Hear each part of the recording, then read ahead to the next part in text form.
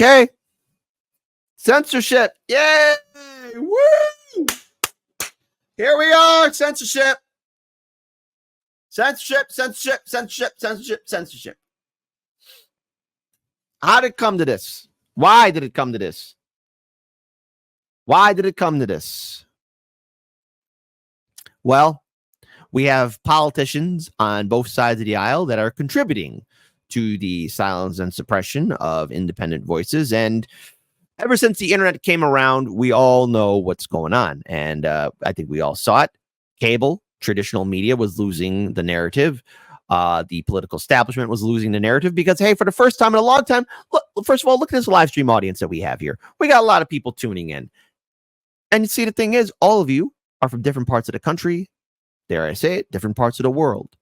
And it was a way for us to interconnect and communicate with each other. And more importantly, realize, hey, don't you feel like we're being lied to by corporate media, traditional media, by our politicians? And surprisingly, while we all might have our differences, we're like, yeah, we are. And see, that was a no bueno for the Democratic Party and Republican Party, especially here in the United States. Now, we do have the First Amendment, the right for free speech. But see, the thing is, the establishment expects us to be good little soldiers. They're expecting elections to be like how it was in the 1970s, 80s, and 90s, and early 2000s. But boomers, Gen Xers, millennials, and Gen Z, we ain't buying it. Now, unfortunately, a lot of our colleagues and friends and family members are still hypnotized in voting blue, no matter who, or voting red, no matter who. But when you have politicians like Hillary Clinton coming around, when I say the censorship's going to get real, I am very concerned about how our fantastic lawmakers are going to act towards us. Case in point, Hillary Clinton urging that we need to moderate social media platforms online. Otherwise, they will lose total control. We should repeal Section 230. If they don't moderate content, we lose control. We lose control. We lose control. Notice the word that's being said there. Control. Control. We're a constitutional republic, Hillary Clinton. We have the First Amendment, the right for free speech. And she's saying we are losing control. Control. Control. Case in point here. Let me pull up this video here from Hotspot. Brace yourself, folks. 34 seconds of pain. That is definitely scaring me. There should be a lot of things done. We should be, in my view, repealing something called Section 230, which gave platforms on the internet immunity because they were thought to be just pass-throughs, that they shouldn't be judged for the content that is posted. But we now know that that was an overly simple view, that if the platforms, whether it's Facebook or Twitter X or Instagram or TikTok, whatever they are, if she's got a list. You want to know why? Because those same platforms in which people were calling out Hillary Clinton's failure of a campaign in 2016, or the fact that people were calling out that there was election fraud taking place during the Democratic primary of 2016 and 2020, or for the fact that third parties and independent candidates were being suppressed and silenced, and for the fact that, yes, the Russiagate conspiracy was revealed to be nothing more than just, well, conspiracy. Or wait a minute, how if people were talking about the Hunter Biden laptop story, how that was being suppressed. You know, the thing is, Hillary Clinton's talking about, yes, we need to do something, otherwise we're going to lose control. She's talking about control. Control for you guys. The Democratic Party, and yes, by proxy, including the Republican Party, want you guys to shut up. Shut up. Shut up. Shut up. Fall in line. Don't question anything. And just be a good, obedient servant. Don't be a free thinker. Here, say that again, Hillary Clinton, one more time. Judged for the content that is posted. But we now know that that was an overly simple view, that if the platforms, whether it's Facebook or Twitter X or Instagram or TikTok, whatever they are, if they don't moderate and monitor the content, we lose total control. There should be a lot of losing total control. And obviously, Hillary Clinton didn't like that because, you know, the fact that there are people who not only challenge her to this day, but she hates the idea that people are actually even challenging the Democratic Party. It's all about control for people like Hillary Clinton. It's all about power, absolute power, and no responsibility to the American people. It's about controlling what you see and hear and think. And I want to pull this up here too. This is from Tulsi Gabbard. Hillary said it. When you allow free speech, we lose total control. People like Hillary Clinton, Kamala Harris do not believe in the First Amendment because they see it as an obstacle to achieving their real goal, total control. And I just want to pull up this video here from none other than the Frankenstein himself, John Kerry. I played this on the show 2 weeks ago, but when I say things are going to get crazy, when the censorship will get real, I want to be wrong, but I fear I'm going to be proven correct. And I think the dislike of and anguish over social media is just growing and growing and growing. And it's part of our problem, particularly in democracies, in terms of building consensus around any issue. It's really hard to govern today. You can't, there's no, the referees we used to have to determine what's a fact and what isn't a fact are kind of, been eviscerated to a certain degree. And people go and that people self-select where they go for their news or for their information. And then you just get into a vicious cycle. So it's really, really hard, much harder to build consensus today than at any time in the 45, 50 years I've been involved in this. And so you see, what he's saying here is that not only has the environment changed, but their stranglehold on information has changed. Before the Telecoms Act that was signed under, Democrat Bill Clinton, there were a lot of media outlets. Now, look, no institution is perfect.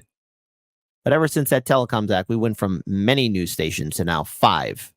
Dare I say it, I think it could be argued now that there's 4, controlling everything. You want to know why Hollywood and corporate media, big tech, and our political system are so intertwined? It's because our politicians, with the help of their corporate overlords, donors, supporters, help write the rules and regulations and laws to create the environment that we're in. Does it come as no surprise why corporate media is not being trusted and why people are going to independent media and alternative platforms? Does it come as a surprise why people are getting their news from citizen journalists? And that's what I want to see more of, more citizen journalists, as it should happen. There's a lot of discussion now about how you curb those entities in order to guarantee that you're going to have, some accountability on facts, et cetera. But look, if people go to only one source and the source they go to is sick and, has an agenda and they're putting out disinformation, our First Amendment stands as a major block to the ability to be able to just, hammer it out of existence. So like, hey, are there weapons of mass destruction in Iraq? No, there are none. Hey, shut that guy up. Because remember, anybody that called out the fact that there were no WMDs before the war in Iraq took place was silenced, removed, fired, suppressed, just kicked off, Thanos out of existence. Hey, that Hunter Biden laptop story, that seems real. Nope, don't share it. Facebook and Twitter made sure you can talk about it. Don't talk about election fraud. Don't talk about lack of election integrity. There's a lot of examples here. I'm just scratching the surface. No, I'm not scratching the surface. I'm just dusting the table off. We got a lot of problems, folks. And now they want to just kick and silence, put that jackboot on everyone's neck so that you don't say anything. Just follow orders. Political police, fall in line. My name is Hans, and I'm your friendly commissar. What we need is to win the ground, win the right to govern by hopefully having, winning enough votes that you're free to be able to implement change. Now, obviously, there are some people in our country who are prepared to implement change in other ways. And so that's you're really questioning dangerous. really if democracy can survive unregulated social. We are not a democracy. We are a constitutional republic. I want to drill that in everybody's head. Like, even I'm guilty of saying democracy. We're not a democracy. We're a constitutional republic.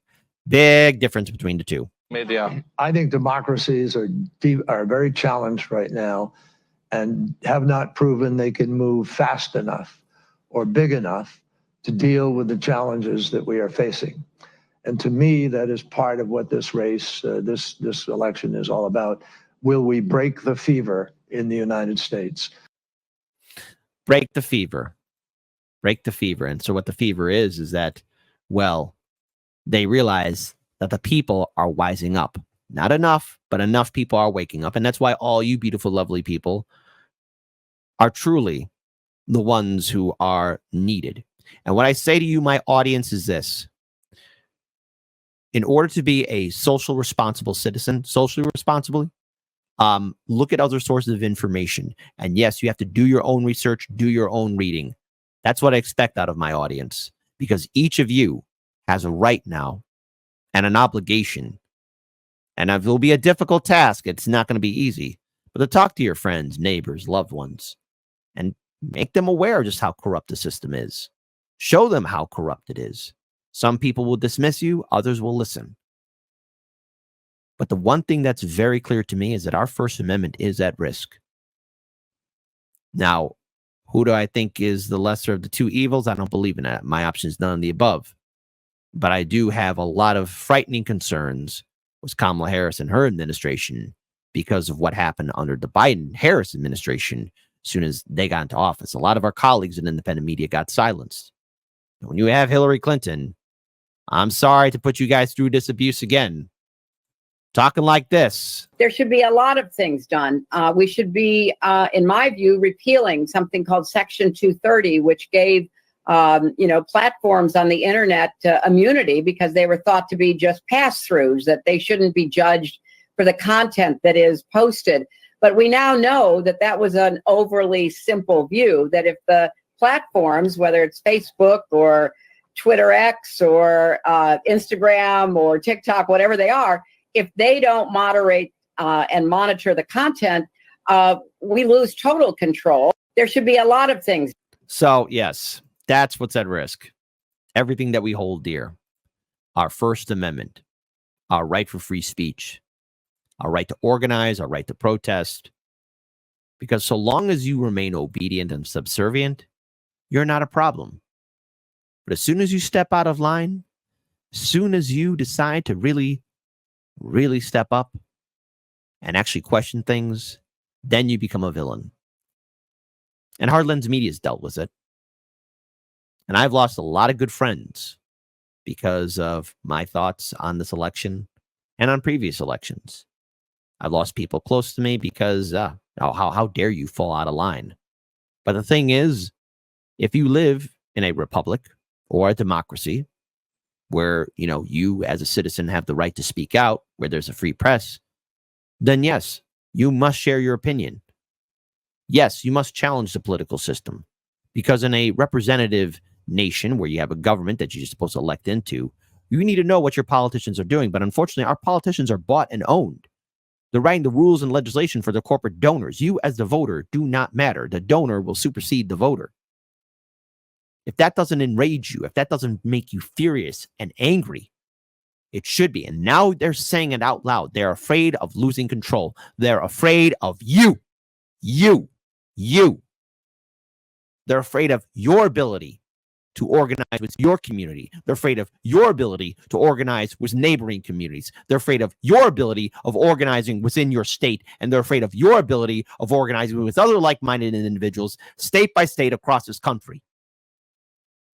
And we have it because we have the First Amendment, free speech. As soon as that's gone, those doors are shut. And if you're a free speech absolutist, if you believe in free speech, we must all form up a coalition. I'm not telling us to be friends. No, that's not going to happen. We're all going to be friends overnight. No. But if we don't speak out now, we are all going to be silent forever. That's not a world I want. And I'm willing to bet none of you want that world either.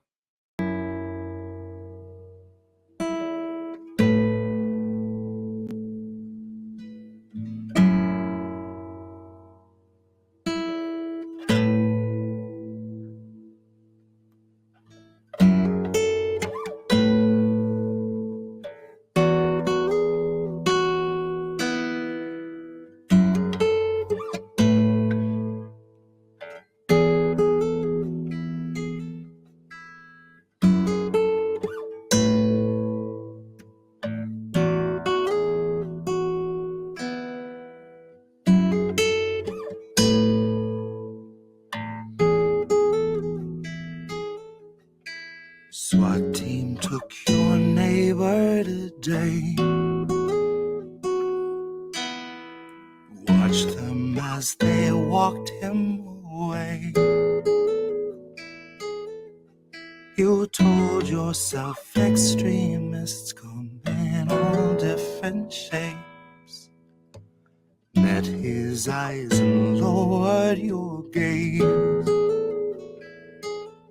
Is it too late for us to ever change? We are collecting the dust of better days. They're always watching us, but we're never safe. We're not meant to be safe, not meant to escape. We aren't meant to wake.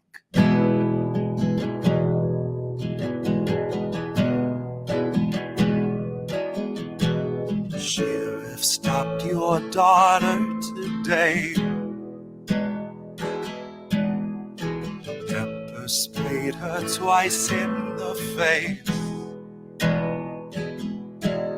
He must have had good reason if he'd treat her that way. At least that's what they've taught you to say. But is it too late for us to ever change? Once we're collecting the dust of better days. They're always watching us, but we're never safe. We're not meant to feel safe, not meant to escape. We aren't meant to wake.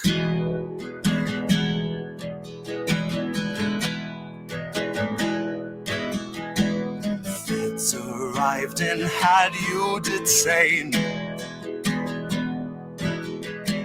Said you'd made some posts they unchanged.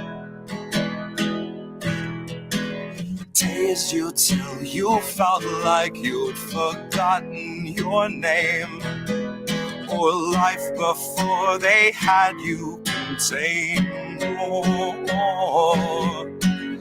life before they had you contained.